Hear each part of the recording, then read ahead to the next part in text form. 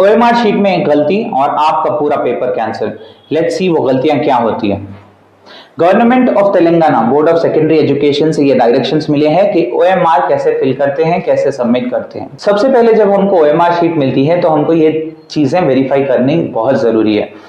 जैसे कि पार्ट 1 में ये हो गया आपको पार्ट 1 में आपको देखना होगा कि आपका नाम, roll number, paper code, paper name, centre code, medium, date of examination, ये सारी चीजें आपकी सही से फिल्ड आउट है या नहीं है, क्योंकि ये प्री प्रिंटेड आती है। आपको ये सारी चीजें सिर्फ ऑब्जर्व करना है, इसके बाजू टिक मार्क भी नहीं डालना है। यहाँ पर बार कोड पे भी आपको कुछ नहीं लिखना है, ये बार कोड पर भी आपको कुछ भी नहीं लिखना है। अपना हाथ, अपना पेन संभाल कर रखे, थोड़ा सा पीछे रखे, कंट्रोल में रखे। ये सारी चीजें आपको जो है वेरीफाई करना है सिर्फ कि वो करेक्ट है या नहीं है। इन केस अगर आपको दिख रहा है कि वहां पर कुछ मिस्टेक हुई तो इन्विजिलेटर को आप इमीडिएटली इन्फॉर्म करिए। अगर आप ये इन्फॉर्म नहीं करेंगे तो आपका सारी मिस्टेक्स वैसे ही के वैसे ही रह जाएंगी and there will be no change in your mistakes. यहाँ पर मैंने टेबुलेटेड फॉर्मेट में सारा बताया है कि आपको करना क्या है, कौन सी जगह पर आपको सिर्फ वेरीफाई करना है, कौन सी जगह पर आपको लिखना है, कौन सी जगह पर आपको इन्विजिलेटर को बताना है अगर मिस्टेक्स आएगी। तो ये सारी चीजें हैं।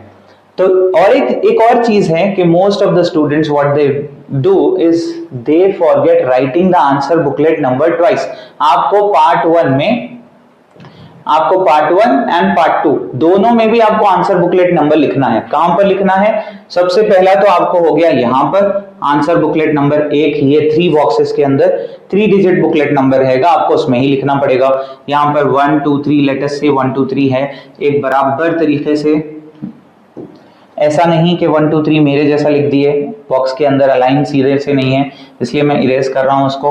आपको शायद इरेज करने का मौका नहीं मिलेगा, इसलिए 1 टाइम में ही आप इसको सीधा लिखे 1 2 एंड 3।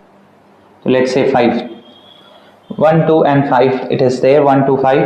तो यहां पर मेरा एक सबसे पहला बुकलेट नंबर लिख दिया मैंने, अपने डिटेल्स को वेरीफाई कर लिया है, देयर आर नो मिस्टेक्स। अगर मिस्टेक्स होगी तो इन्विजिलेटर को बता देना है।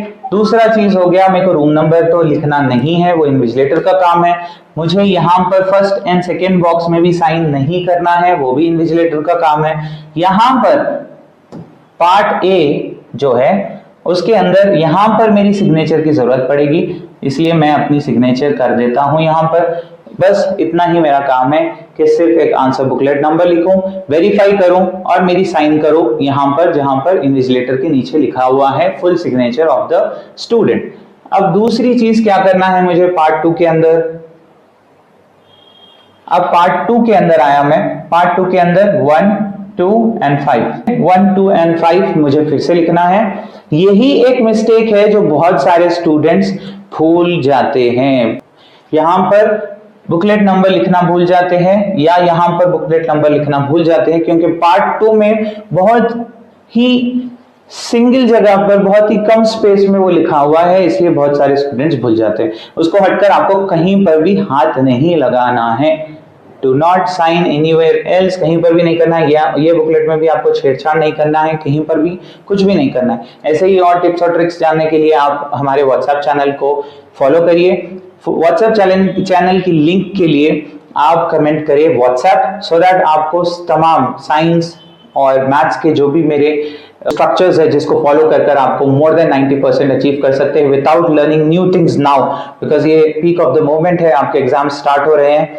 तो सिर्फ स्ट्रक्चर में लाकर अपने आंसर्स को आप अचीव कर सकते हैं more than 90% with what you have learned. Most of the students lose their marks without even knowing where they are losing it. So let's join on this channel or comment below PDF and OMR and WhatsApp, 3 things. I'll DM you all of the things personally.